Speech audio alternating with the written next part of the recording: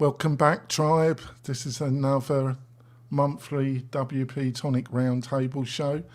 I think it's going to be an interesting show, to say the least. We've got some guests. We've got the regular panel, most of the regular panel, and it should be, to say the least, an interesting show. I'm going to do my countdown. I'm going to go straight into it. So 3, 2, 1. Welcome back, folks, to the WP-Tonic this month in WordPress and Tech. It's our monthly roundtable show where I have a regular panel, plus I normally get 1 or 2 guests to join us. This is probably going to be one of the more interesting and probably one of the most, I think this period in WordPress, is, when it's looked back, is going to be a major reflection point in the history of WordPress. So I'm going to let the guests introduce themselves. Oh, first of all, we're going to be talking about Matt Mullenweg, what he did at WordCamp US and what he has done since with WP Engine. We're going to be talking about Etch, and we have Kevin with us. We're going to be talking about Mark Zuckerberg saying that social media has no effect on the mental health of people, and much more. We probably won't be able to cover most of the stories because we've got some major stories that can probably take a fair bit of the time of the panel. Should be a great show. I'm going to let our guests introduce themselves and then the regular panel. First of all, let's start with Kevin. Kevin, would you like to quickly introduce yourself to the listeners and viewers? Sure. I'm Kevin Geary, WordPress educator and creator of automatic CSS frames and now Etch. Yeah. I've got Mark. I'm not going to pronounce his second name because Do it. No, I'm not going to do it. Mark, would you like to introduce yourself? Yeah, what's up? Thank you guys for having me. It's Mark Szymanski. I'm a YouTuber, content creator. I've owned an agency since 2018. You can find all my links and everything like that for all the stuff that I'm doing at mjs.bio. Yeah. It's the easiest name in the world. What an experience to go to your first word count. Szymanski. How hard is it? Yeah. Come on. Say it. I'm just used to this. I'm an idiot. Szymanski. So I'm an the Z is idiot. silent. I'm just an idiot. Heather, Heather, would you like to introduce yourself? You're muted, Heather. Yep. Hi, I am Heather Wild-Renzi. I am the CTO of The Difference Consulting and also known as the Unicorn Whisperer. And I've got the only Spencer Foran. Spencer, would you like to introduce yourself? I just want to say, can't we all just get along? Yes. Yes. We'll see you. We'll see you at WP Launchify.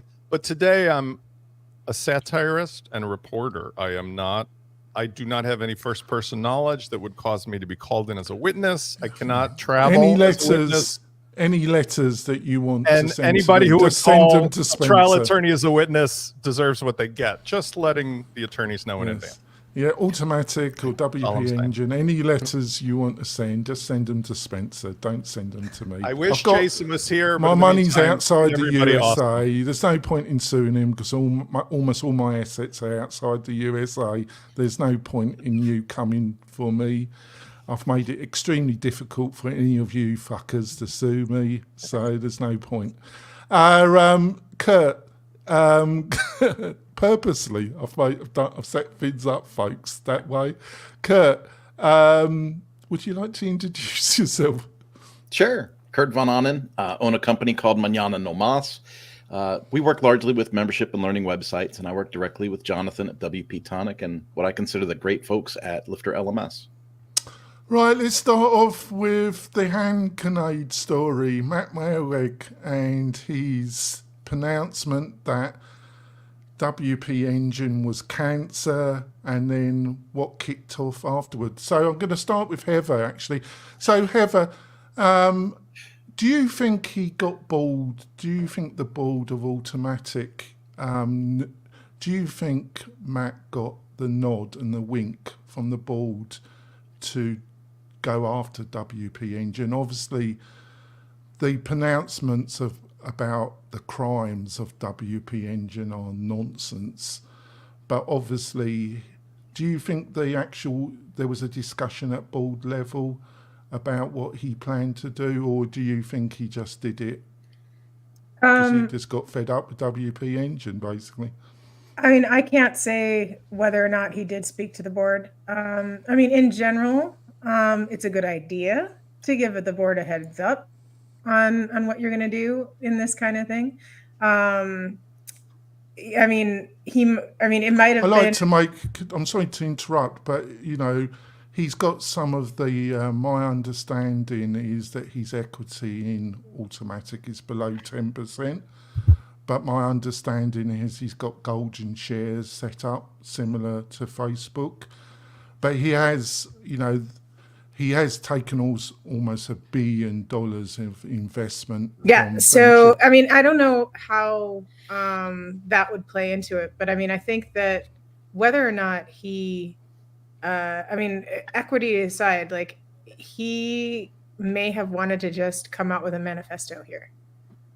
And if he has this idea that he wanted to make a name for himself by designing like this ecosystem thinking manifesto, and say, hey, this is people are calling things open source and they aren't really.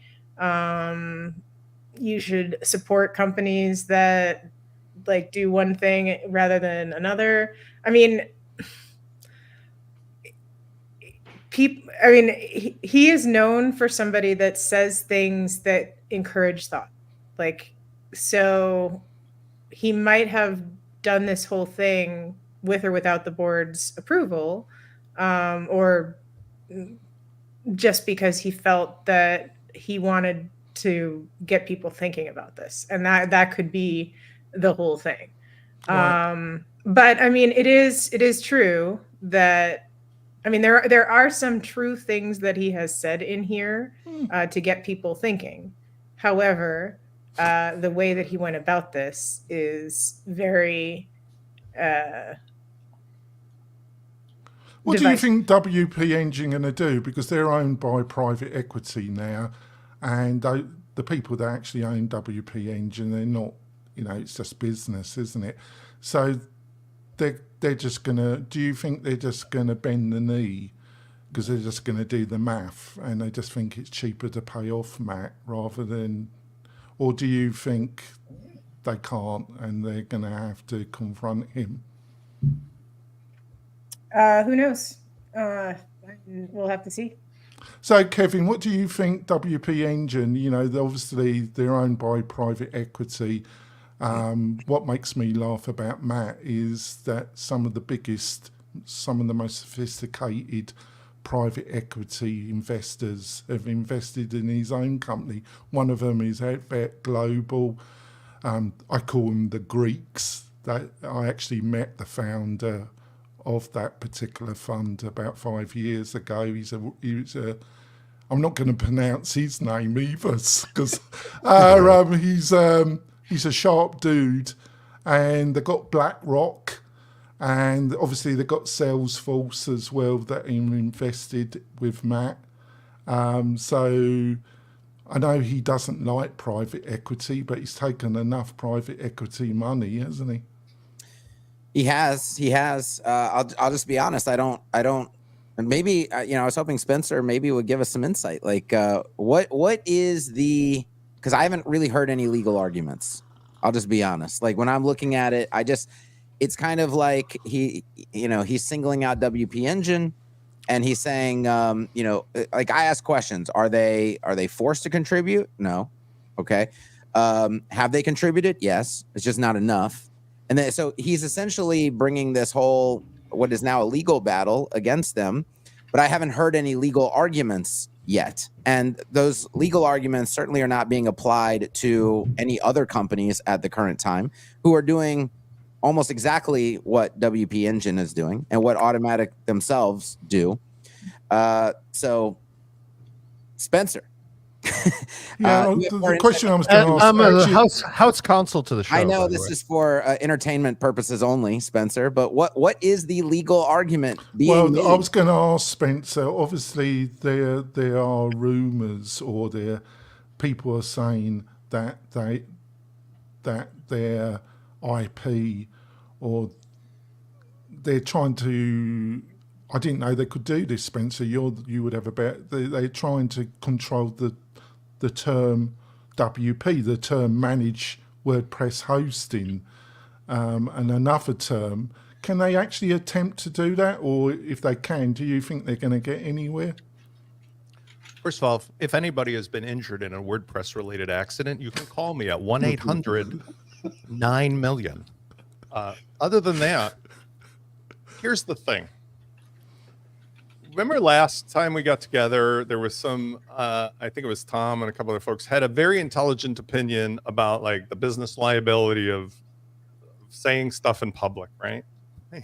When you get into the guts of the legal surgery, there has to have been either a crime committed by breaking a law or a statute, or there has to have been a tort, which is something you do against somebody civilly. They can seek remedies from you. And as it is right now, there's nothing that WP Engine has done that is outside of the previously existed like norms, culture, stated copyright limitations is over. In fact, I've got a lot of WP this and that's laying around. WP Launchify and WP Call Spence. WP Let's Have Fun Together. Well, my own company, WP-Tonic, he can. WP-Tonic. It's just ridiculous, isn't it? But here's the thing. Let's break down the legal structure of this purely hypothetical for educational purposes conversation. One, you have companies in an ecosystem where the rules were laid out that gave some legal precedent to, if you're naughty and you confuse people about WordPress, we can come after you for the use of WordPress. There's plenty of precedent of that where somebody can say, WP Launchify is a WordPress expert, but you can't say WP Launchify WordPress because if you put it in the name, that's confusing. So that's in that original thing before it was modified. Number two, there can't be any legal liability for past actions that have been condoned all these years. That's what's called ratification. So he can't just wake up on the wrong side of the bed and go, I'm sorry, you built $100 million company doing all these things for 15 years or so. And today I decided I don't like it. Because can I just ask you a quick question? So you cleared that up, but do you think in the end WP-Tonic are just going to pay him off? Or do you think no? WP Engine, you mean? WP. Yeah, I mean, WP-Tonic is paying up. Yeah, I paid enough. I'm in line for that money, Johnny. I've had to part with You're these getting nonsense guilty. for the About past 30 10 cents years, here. Mark. league- I've had Too to many part with WPs. the maniac's nonsense for over like 10 the years. WP-Tonic But, legal defense fund. right. No. So here's the third part of it, I guess. I mean, don't stick your hand in the lion's cage. Okay. Matt, I cannot speak to any of his behavior now because he has clearly taken a step that has gone beyond all of the unusual behavior. That's the way Yeah, I'll say but it. like I said to you, do you think he had a discussion with the board of automatic? No, I think what has happened, this is my opinion. This is for journalistic purposes. I think he has exemplified this behavior in the past and always towed the line, whether he's having some personal issues or something influenced him. I don't think it's a board. I think his behavior is exemplary of somebody who is either looking to other millionaire, billionaire behaviors and thinking that would be cool, or he's just cracked under the pressure that, in my opinion, as a journalist, took a 3 month sabbatical. He took a 3 month sabbatical. I think he should have taken a 6 month. Let me get this thought out. If you look at his behavior and all the years we've been talking about it, you could see a pattern like the pressure, the geological pressure is turning this stuff into oil. He has done something now which anybody on a legal standpoint would advise him is not really good for business, because his behavior in this case has done what? Number one, it has awoken a sleeping giant, an equity firm with $100 million asset, among other things, that has all the time, all the money in the world. Number two, he didn't go after them for anything they actually broke the law on. He just called them a cancer and then specifically excluded them, including to the detriment. Here's a big one, folks. Can you say the magic words class action? Because he shut them off from accessing stuff, which means all the agencies that relied upon WP Engine now have this whole chain of damages that like trailing behind him. Number 3, he went in and changed all of the public records that are on GitHub with versioning in public. Like he literally, I'm going to change this law after the traffic violation happened and make it so that all of this stuff does not bode well for somebody who's being advised. Yeah, Mr. Open Source doesn't act very open source. But here's the last most important thing. This is it. I mean, I'm not going to speak to Matt on a personal level, but as the conversation that I brought up a million times before and have decided to act on in my own way, I think that many of us have been frustrated by the uncertainty, unclarity of Matt's position in the ecosystem insofar as the double standards of his .com and his financial interests and the equity investors. For so many years, we've been bitching and moaning about like, which is it? Are you in the community, you're running it, or are you doing the .com? Are you working for the guys that put your money up, or are you working for the community? All these discrepancies have now come to ahead with this because there's no possible way that he can restore himself into a position of being like yeah. So Kevin, So Kevin, I don't know. I've been in a very difficult position, Kevin, for over a year because some of the most virulent public critics of Matt are a group of people that I utterly despise. I mean, I don't actually dislike many people, but Careful, the Jonathan. group that were really gunning for Matt, I absolutely despise, Kevin, with a passion, because they have maligned me, and if I had the money, I would sue them myself. Jonathan? Pardon? Jonathan? As your attorney who is managing your 35-cent legal fund, I caution you to change your tone and not be talking about people you don't like. Talk about I'm not going to name them. I'm not going to name them, but they know who they are. They know who they are.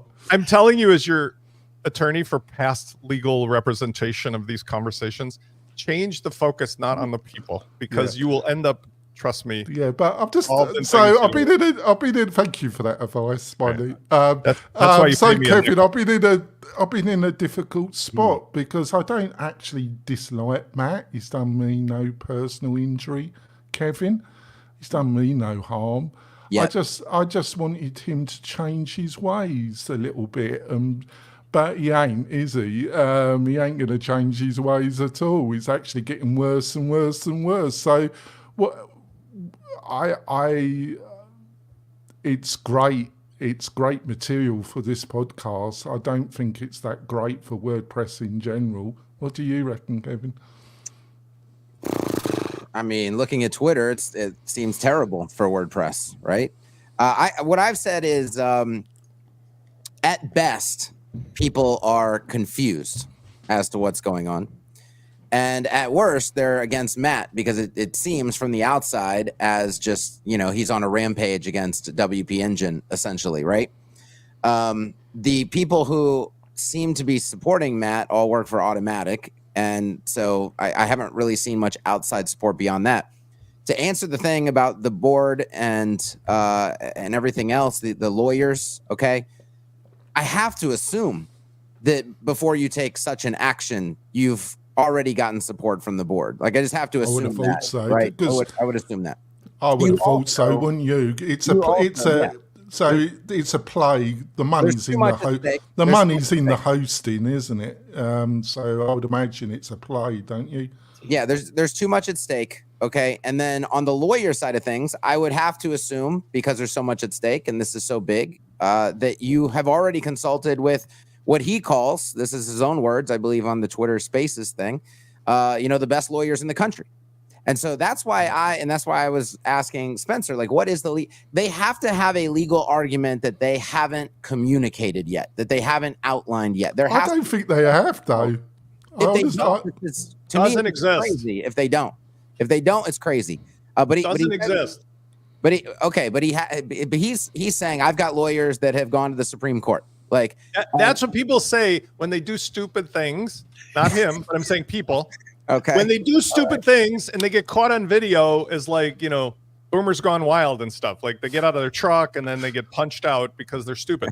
It's an impetuous act by somebody. It's a bit like being Mark unilaterally. Robinson and going on the porn site to make comments, isn't it? But what I'm saying is, Kevin, your thought is actually spot on. But the board, as I understand it, is only like there's only two people who can even override them, and they have to both act and unilaterally. Can you imagine taking this scenario to any logical people who have a financial stake and saying, "Hey, what do you think about this? Is this a good idea?" This is like Elon Musk buying Twitter for $40 billion and thinking it was a joke and then getting caught with having to buy it. That's what it is. And every time I'm going to say to you, I have no close knowledge, but when you got investors like Event Global, these, I call them the Greeks. These aren't idiots. These are sharp cookies. These are big white sharks, Kevin. These are people that you don't mess around with. Well, if you do, good luck to you. That's all I've got to say. He must have got the nod and wink from him, mustn't he, Kevin? I would have thought. Who know?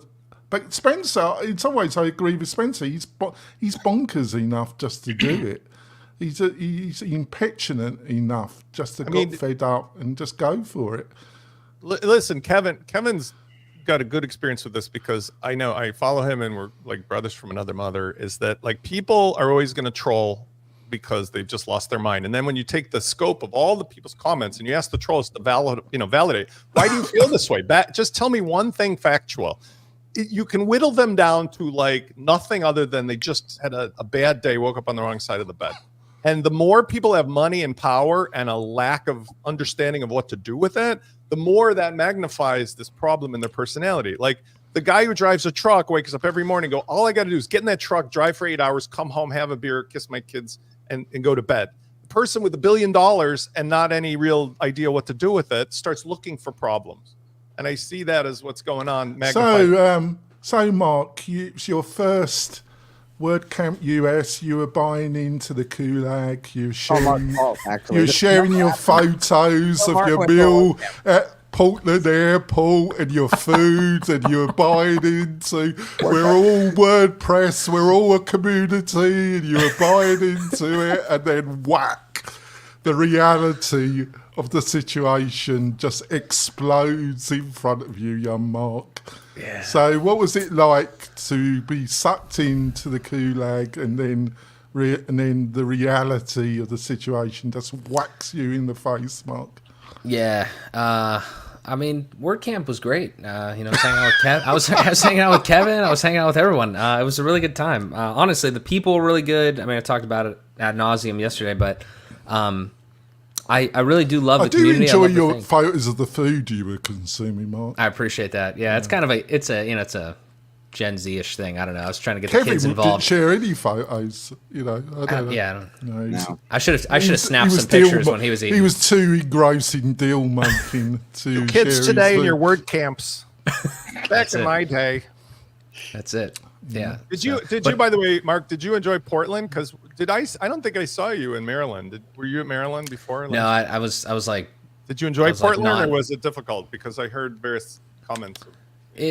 I think it was better than expected. I see that your master Batman has been keeping a low profile. Young Robin. Yeah, I don't know if he's feeling too well. He's been keeping well out of this nonsense, hasn't he? I think he had a rough go of it, travel and everything like that. He's kind of older, he's feeling a little run down. I'm up for it, though. I'm up for it, but he's going to come back with a vengeance, though, Do you for think sure. so?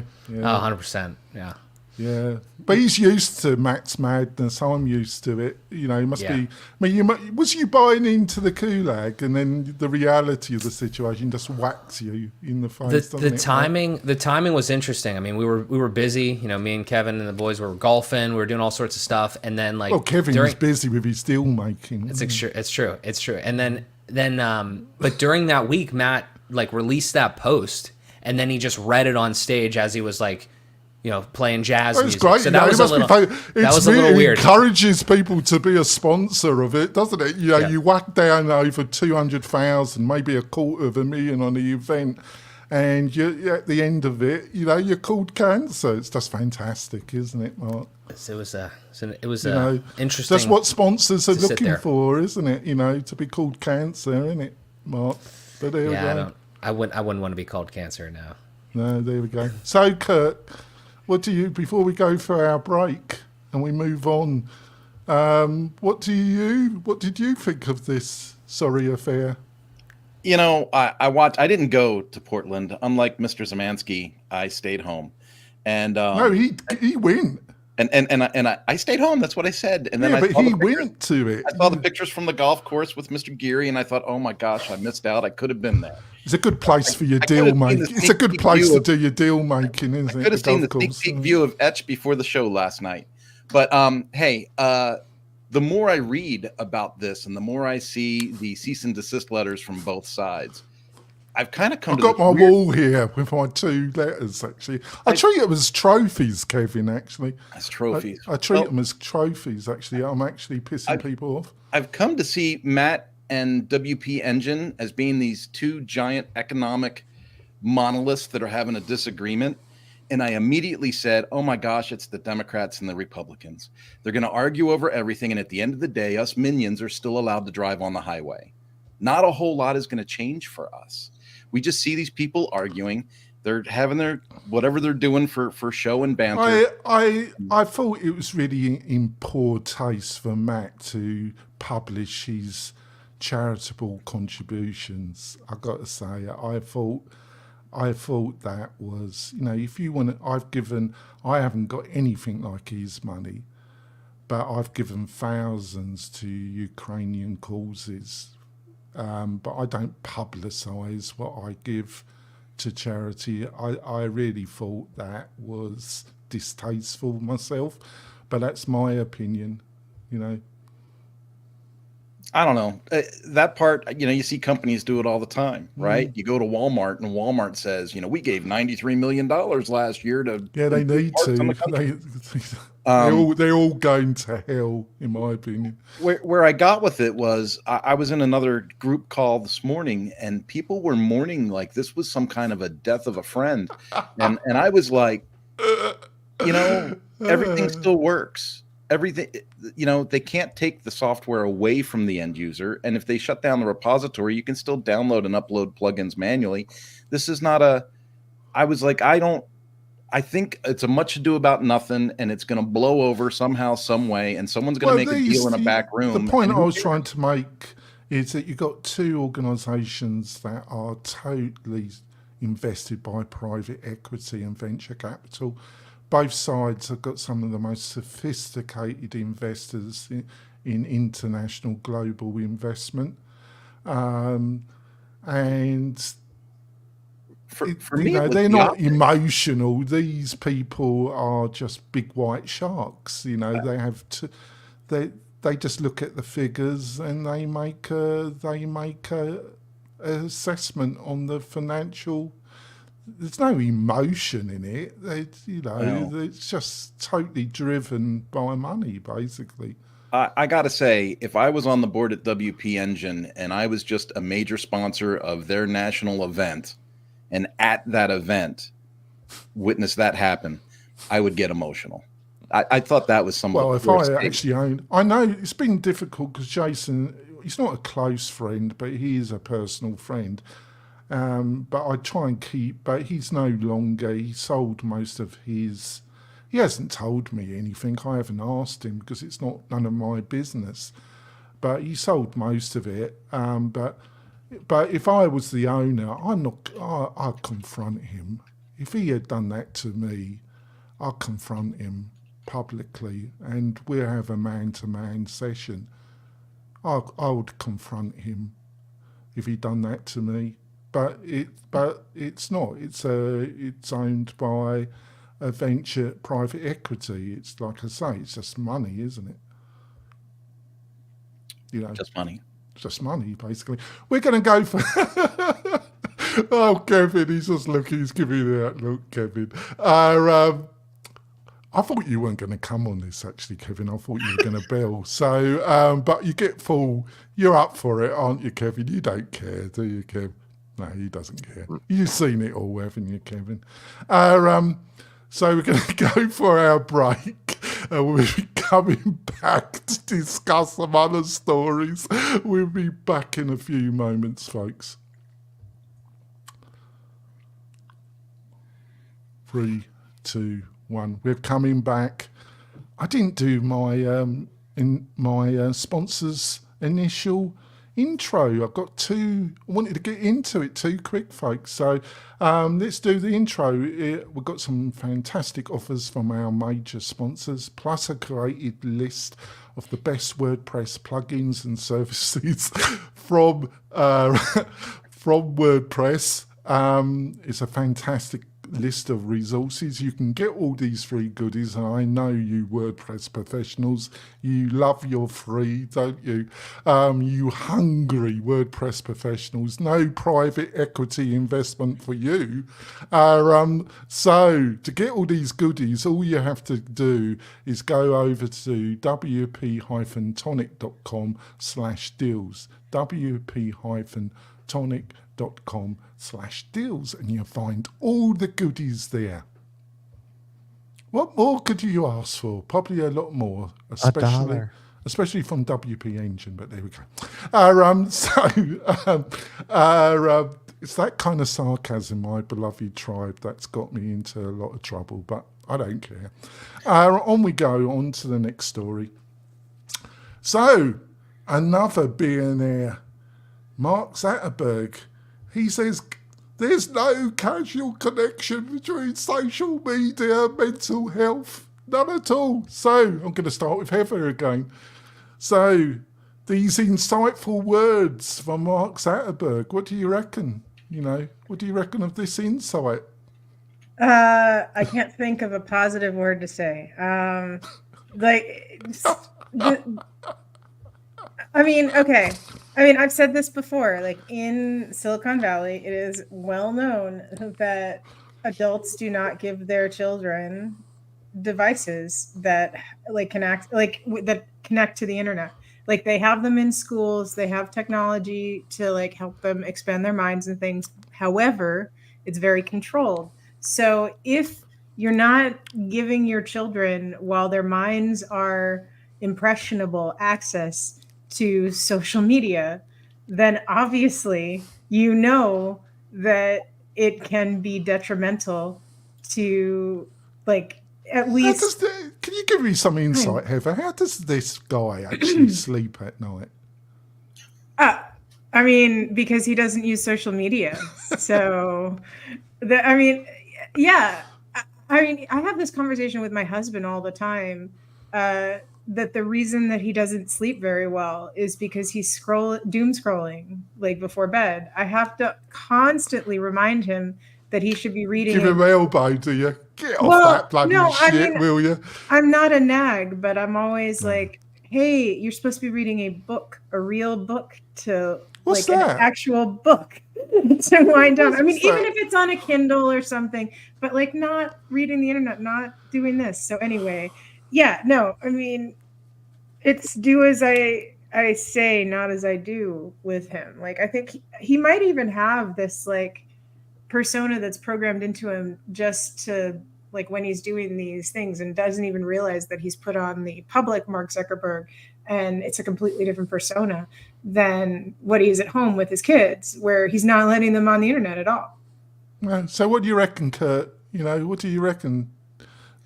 Some of the most clear moments in my adult existence over the last decade have been when I have factory data reset this phone and only let it be a phone and a text device.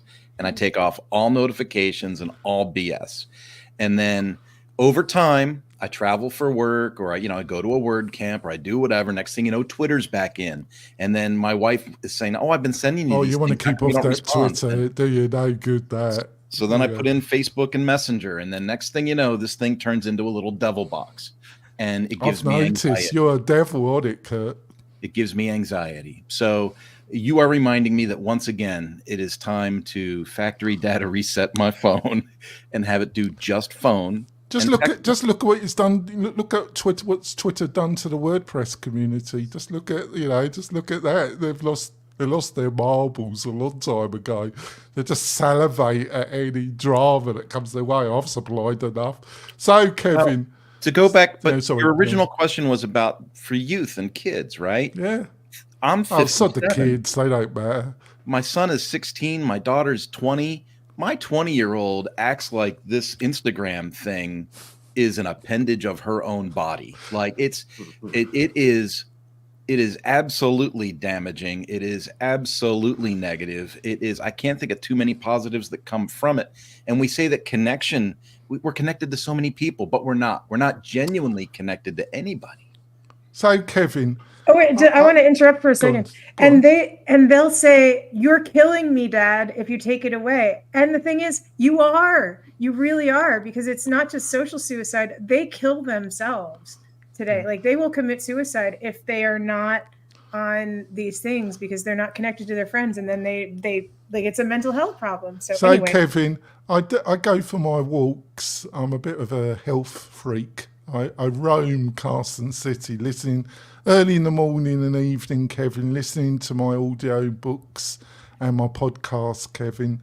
And in the morning, there's a high school on my route, Kevin, and there's loads of these 16 to 18-year-olds, and they all look like miserable as sin. They look absolute miserable, and they all walk into me. I can't tell you how many have just walked straight into me because they're on these fucking phones all the fucking time, Kevin.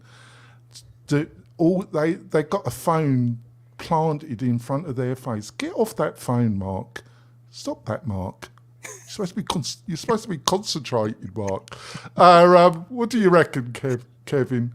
Yeah, I mean, it's reality in today's day and age. I think you have kids that have been given devices, and the device in a lot of ways has been used to raise them almost. It's like, hey, mom's got stuff to do, dad's got stuff to do, here's an iPad, here's a thing. And then they're just on it. They're not moderated, and they're not taught to moderate themselves. And it is a very, dopamine heavy kind of activity. And so if they're not taught to regulate, or they're not regulated by the parents, then they are just going to treat it as like an extension of their brain, and their body, and they're going to have it everywhere. I've never had that problem, Kevin, because I have no brains. Oh, well, there we go. No comment. As far as like social media goes, I do think that there's I think we forget a lot of the benefits of it because some of the negatives are very obvious and heavy, but there are a lot of benefits of it. I mean, we do online business, and like our businesses rely on connecting with people virtually and having these conversations online and using these devices. But we have to be able to get off them at the end of the day. We have to go out and walk. We have to go do activities that are outside of our houses. I think you're making some great points there, Kevin. You know, when I really lost all patience with Mark and his team, it was a couple of years ago when it came out that they knew that their platform was affecting the mental health of girls, and they knew they had the actual data that it was increasing the suicide rate in that particular group of users, and they just didn't fucking care, Kevin. And I'm a merciless capitalist, Kevin. I love the green, and I'm no saint, but I wouldn't, I have no idea how these fuckers live with themselves, Kevin. Well, it depends on, what specific study are you pointing to, or what specific action have they taken? The algorithm is designed to, if you take TikTok, for example, the algorithm is designed to feed you more of the things that you're interested in based on what you're already looking at. And then it can easily become an echo chamber kind of thing. If we're talking about damage to society, a lot of what social media does, by the way, that promotes, that comes from society itself, comes from media. And if you look at media, what media does every single day of our life is find all of the negative stuff that they can possibly find and report on it ad nauseum over. And there's so much of it that it's like you can't even, we're not even talking about. It could be one of the biggest negative events of history. Well, your advertisers and sponsors, they want that, don't they? Well, I don't know. I think that to me, I would rather go after not social media. I'd rather just go after media in general. Like they've done a tremendous amount of irreparable damage, and all of that stuff gets amplified on social media. But it has a source that's not social media. Zuckerberg is not producing all of these negative stories, right? His algorithm is just feeding them to people. But if he's too busy counting the green, isn't he, Kevin? Yeah, I don't know. So are the media companies. So yeah, I would say look at the source of where these stories are coming from. All right. Any thoughts, Spencer? I think we're seeing the end in the next couple of years, and this is a positive thing. Don't take me wrong. We're seeing the end of end-stage capitalism and the post-World War II fairy tale of a world that's, bipolar and everything is run on face value. What we're seeing is an implosion of business personalities, of capitalistic metaphors that they don't service anymore, right? We have 8 billion people and everybody can talk to each other. We've grown up, at least me, because I'm old as hell, like in a world where the pretend world was invented after World War II. It's like superpower. Everybody else is on one side or the other, and all the capitalism runs through this forward-facing thing. But when you look under the blanket, for years, you've seen how really things happen, whether it's WordPress capitalists or P. Diddy or anything. It's all not the same as people see on the front end. So what we're seeing is an unraveling, which to me is a good thing. It's like in The Wizard of Oz when you pull back the curtain and there's a little dude. Finally, can we talk about a world where there's equity and there's opportunity and people don't have to spend their days like trying to hoard all the resources, because that's getting us nowhere. And I'm, for one, in favor of it. So good on this. I mean, Kevin is 100% right, but the idea is still like the Zuckerberg, God bless him that he changed his haircut and he's feeling really groovy.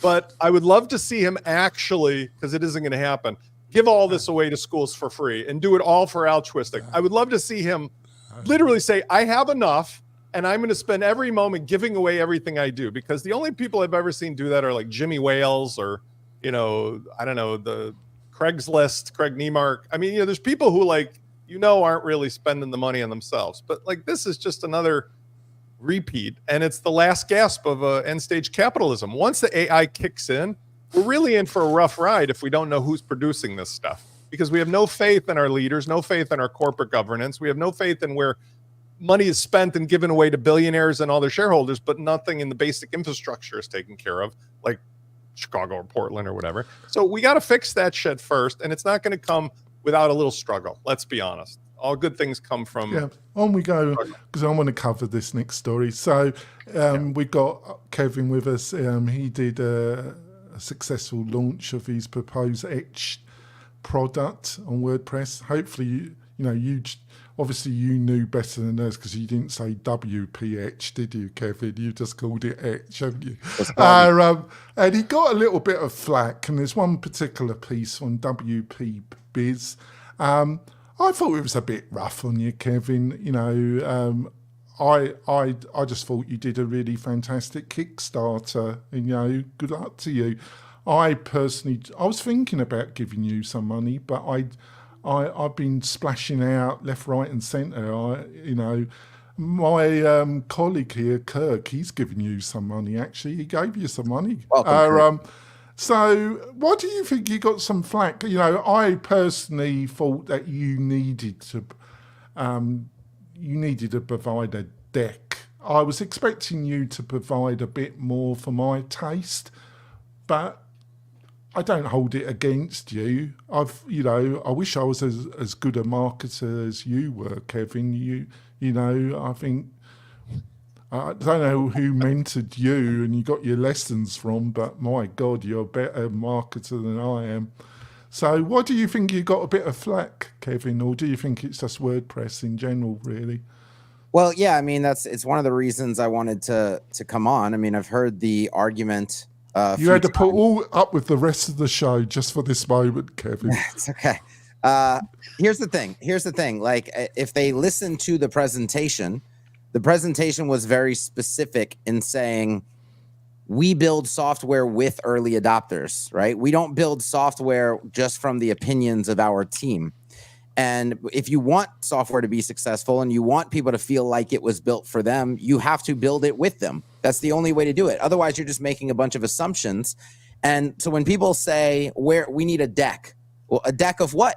When we're going to build it with people, right? And that's our principle. We can't also then say, but look at all this work we did without you. And then where's the value in that, right? We're already way further along than we should be without anybody's participation, right? So what we give is the vision, and we give the priorities, and we give the principles of the project, and we're giving also an opportunity for people to get something, an unlimited lifetime license that nobody else can get, in exchange for the risk of saying, okay, yes, I realize this hasn't been built yet, but I buy into the principles, I buy into the vision of the project, and I also buy into the participation side. I want to be a participant in this process of building. And so there's only one way to do that. You can't make a whole bunch of decisions and present those decisions to people with a deck or a prototype or whatever else it is, and then say, but we really, really believe in building this with you. We just, we've done all this without you up to this point. It doesn't make any sense. Yeah, I see where you're coming. I see where you're coming from, Kevin, and you might be. I don't actually buy into it completely, Kevin. I'm sorry, but I'm not saying. Your option then, Jonathan, is to design software based on your own personal opinions, and then show that to people and ask them to buy into it. Which that's not. It's not how we do it. Yeah, I see where you're coming from, Kevin. I'm not saying you're wrong. I don't know, Kevin. I'm just saying it's a taste thing. It's not a Kevin is wrong. It's just a taste thing. I just think there's a slightly middle road where you do actually produce something initially, but you also have this community contribution. So I'm not saying I'm just saying in my taste. I'm the not thing fully too, buying. Here's the other angle. Okay, there's an automatic. Anybody that's built software before, there's an automatic invalidity to what you're showing somebody ahead of time. And you could put decks together, you can put beautiful things together, and you can sell. That's actually, I would say, more invalid than not showing them anything, because those things that they're buying into are going to radically change by the time this thing gets to production. It's not going to look anything like what they bought into that you showed them initially, right? So we are being more honest and saying there isn't any. I thought that's where I thought it was getting a bit mean, because I don't think you were misleading anybody. I think so Spencer, what do you reckon? Kevin's fantastic. He could sell snow to Eskimos, and I mean that as a compliment. I don't mean that to. I wish I had that skill, Kevin. He doesn't look too beat up from it. No, he doesn't. He doesn't really care what I say. So he's counting the money. So listen, Kevin doesn't need me to say this, but I'll say it for you, since I'm not sure why there's even any uncertainty. Here's the thing: like, the best products in the world, and I can say my best products as well, but like anybody who's a marketer from little kid, best products in the world are imaginary when you sell them. That's the whole point. Like, the best things I've ever created were me getting on a video. I mean, you could go back to, I used to play chess with him. Now I don't see him because he's too rich. But Noah Kagan, like, Noah famously will talk about, like, him and his team, his pal Meta Mahor, I can't remember his first name, but his partner in Absolute. They used to just sit down, have a drink, and like invent a product, tell people about it, give me your money. If enough people give you the money, guess what? You make the product. And everything else that Kevin said, because as a developer, I've seen this. All of my best features of any software I've created or any systems I've created have all come from somebody says, hey, Spence, can you do this with this thing? Because I wish it would happen. Until you've got it in the hands of real people, you can't invent those ideas yourself. Literally, you have to say, do you believe in me? Look at this face. Do you trust this face? If you do, give me your money. I've said to Kirk, that give you money back. I've got every confidence that Kevin will make a honest attempt to build, and his team will make an honest attempt. This is not no even like worries nobody cares about that. I want to say even one a worry. It's like I said to Kevin, it was just a kind of taste thing. So Heather, hold on, the troll thing. Hold on, the troll thing. Let me just say the troll thing. Off you go again, Spence. Go back because you cut me off, and I've known you for 20 years, and it's like, for God's sake, you know better. I've got to control you. You would take over the whole show. I sat here for 25 minutes. I didn't say a freaking word. You asked me a question. Let me finish my answer. The troll thing. Now, we were talking about the people who have their opinions of this and that, whatever. And we talked about how bad behavior amplifies. We are evolving out of the promises that were false from social media, that when people are given the opportunity to just kvetch, which is Yiddish for complain for no good reason, that they're going to act with diligence and dignity. They do not. They never have. They never will. And for 20 years, they've been selling us this bullshit at Meta and otherwise, like this and push this and this. And what we've seen is only in networks where people are forced to stand behind what they say at the possibility of being stoned by other people in the town, do they stop being trolls under the bridge. And this is why Kevin does. I mean, Kevin doesn't need any of this from me, but I would do the same thing as Kevin. I listened to these people bitching and moaning and analyzing him. What did he eat for breakfast? And I'm like, shut the F up, because none of you are doing what I'm doing. If you want to give me your money, and you can look at this face. I'm promising to give you your money back. But if not, Kevin said, get on my train now because it's leaving the station, and Kevin's well known, never going backwards. Yeah. So Heather, I didn't engage in any of that bitching. In general, I don't engage on bitching online. But I mean, the people are kvetching and kvetching. Yeah, I know. So Heather, obviously it was between, I forget, about 500 to maybe slightly under 1,000. I can't remember, Kevin. These weren't accredited investors, but it was small amounts, Heather. It was a kind of Kickstarter without going through a kind of formal Kickstarter platform and going through the vetting process. I had no problem with it, but is there any kind of criticism? Because obviously it's got enormous benefits for Kevin, because he doesn't have to give any equity in the business. If he was going to the accredited route, they would ask equity from him, so he avoids that. But is there any? I don't know how to word it, Heather. Is there any problem about going the non-accredited route, really, morally?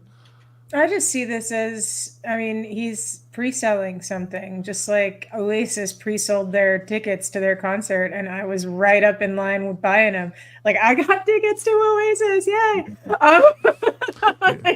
So no, I don't see this as okay. So yes, like raising money this way by pre-sales is fine for a company.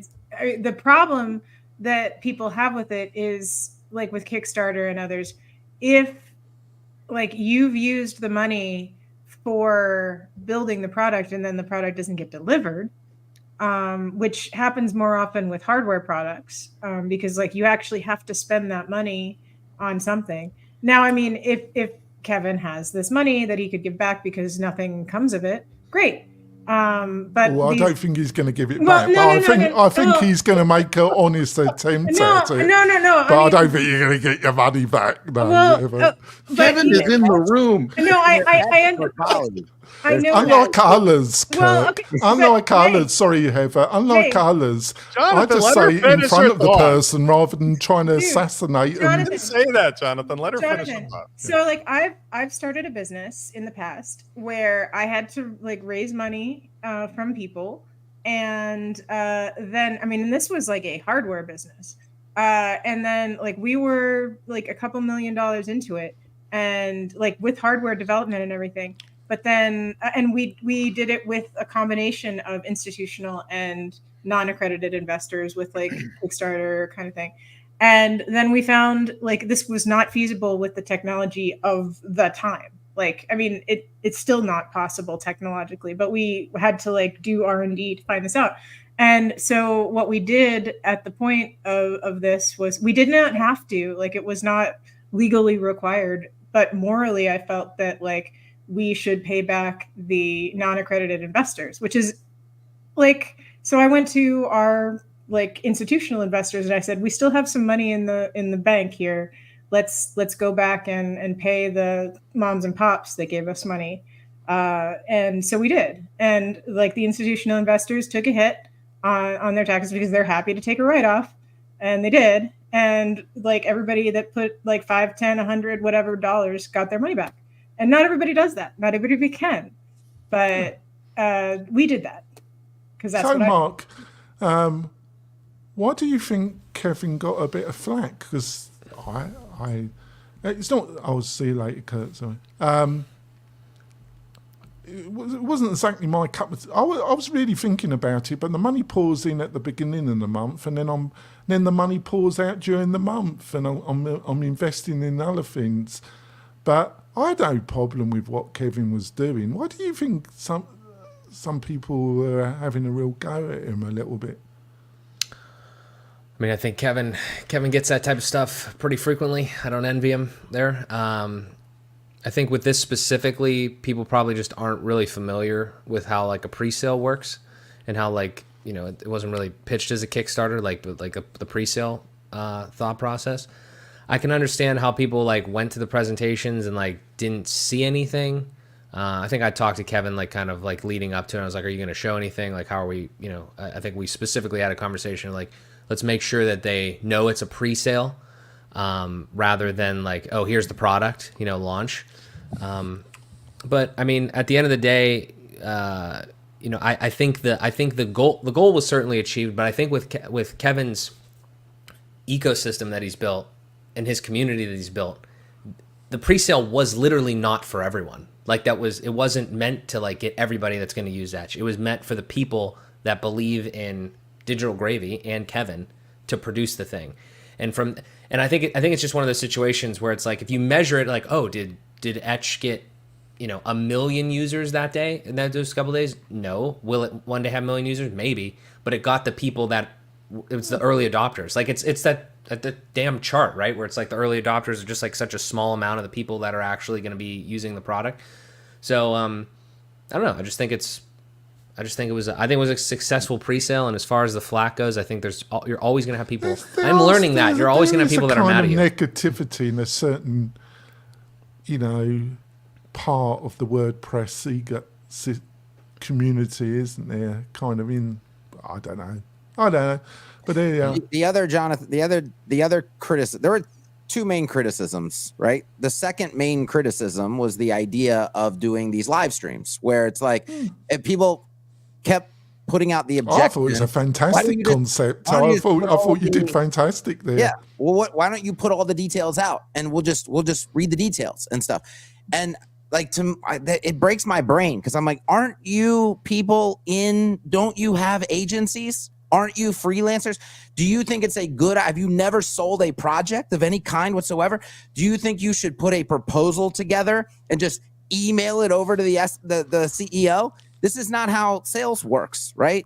You should probably, you know, pay me more money, join the inner circle first, go do the sales trainings and learn, because you're doing something wrong. If you don't understand that a complex project with all of these details and this price, you have to get people on a call. You have to have a conversation. You have to take questions. You have to know what the objections are and work to overcome them.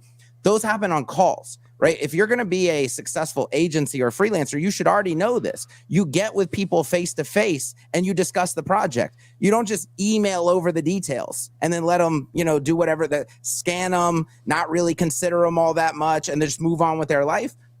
That's not going to be a successful approach. And I would expect that anybody who considers themselves to be an agency, you always persuaded, and already knows that this shouldn't be the objection. That was one of the most ridiculous objections that I heard throughout the entire campaign. I do agree with you there. I'm such a cynical British bastard, but you almost sold it to me, Kevin. You know, you were superb, I got to admit.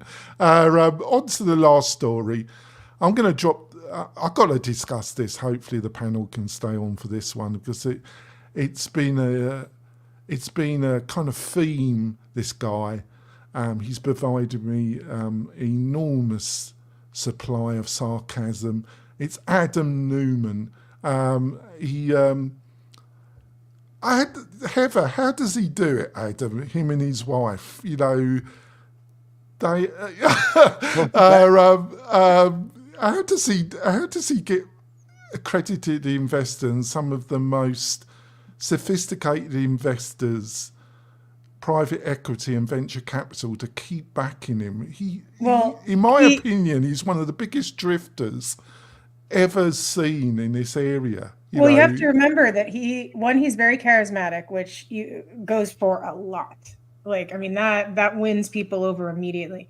But I mean, it's the P.T. Barnum effect. Like, I mean, if you are there, in my opinion, he's pure drifter. No, but he's got a lot of money too. So when he's putting not a lot of people's money. Yeah, that's for sure. No. I mean, he has a lot of money of his own. Oh, right. And he actually did have a lot of money of his own to start. So when he's got a lot of money that he's willing to put in to start, then other people will pile onto that, plus the charisma. And he is extremely intelligent. And he came from a kibbutz in the first place. Have you actually ever met him? I have met him in the past. He's like, I mean, he's one of those, like, you are instantly drawn to him.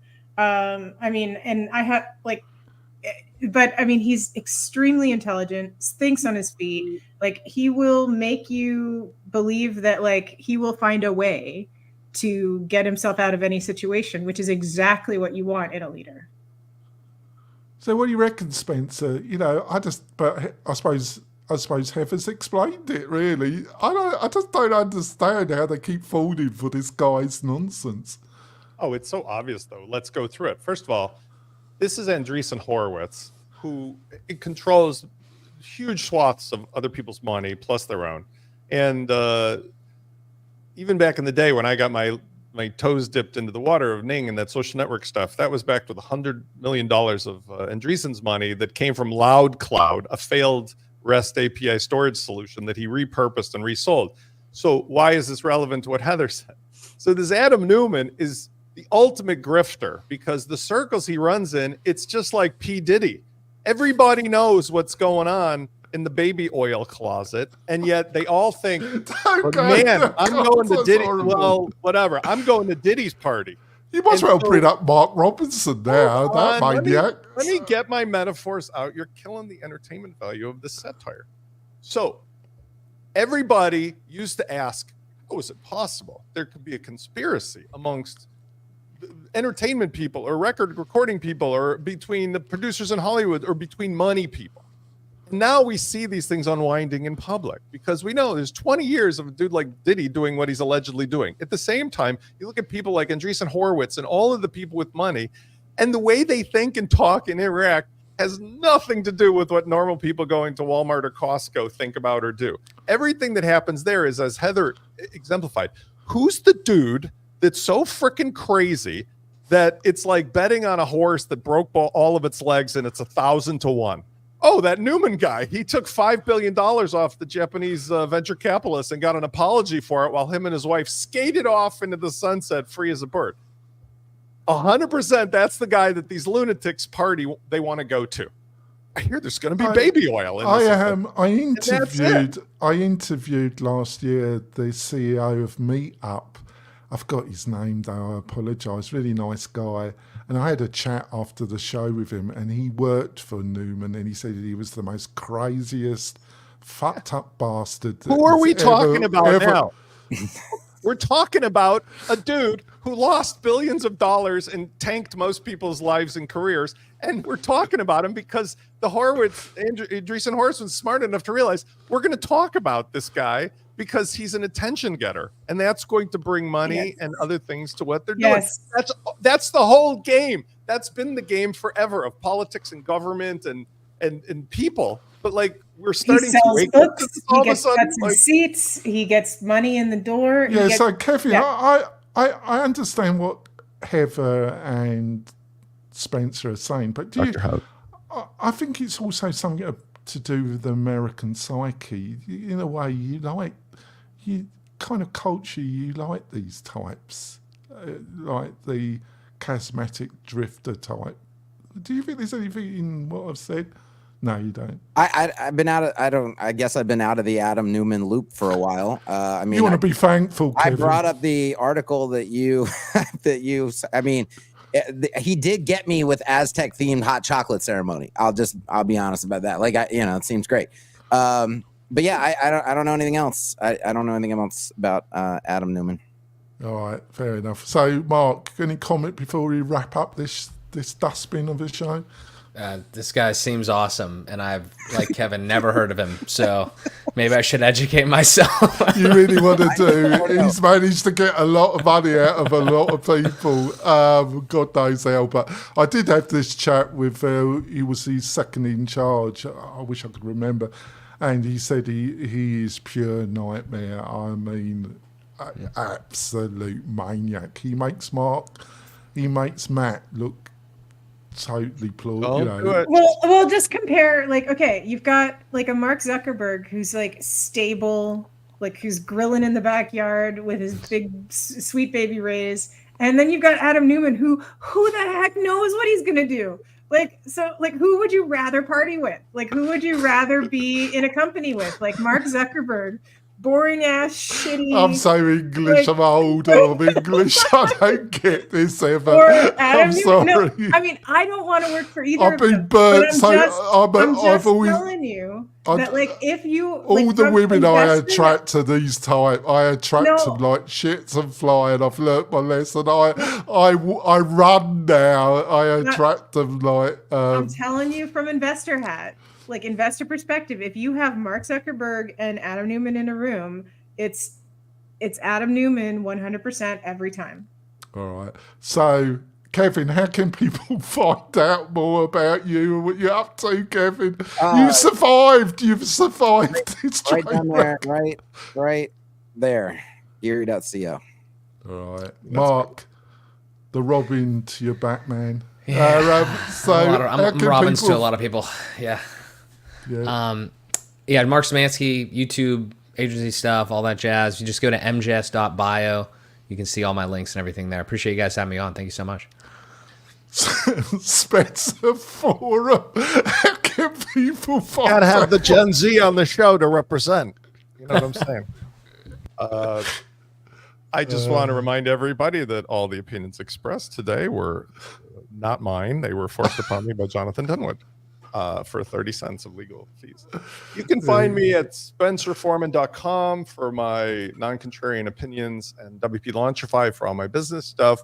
And I, for one, would recommend to everybody to just be excellent to one another, because that's really all we got in a capitalistic world. I mean, this is where it's going down with AI. If you're not a real person being really nice to a certain group of people, I'm English. I'm never nice. Robots are coming for you already. Heaven knows, she's lived in England. She knows the type I am. So, Heather, how can people find out more about you and what you're up to, Heather? Hey, you can find me at Heathriel everywhere online and thedifferenceconsulting.com. And I hope you've enjoyed this show. Where else in the WordPress space would you get a conversation like this? Probably nowhere else. Nobody be crazy enough to do a show like this. I've made a lot of friends during this show. I just don't care, listeners and viewers. There we go. We'll see you soon, folks. Bye.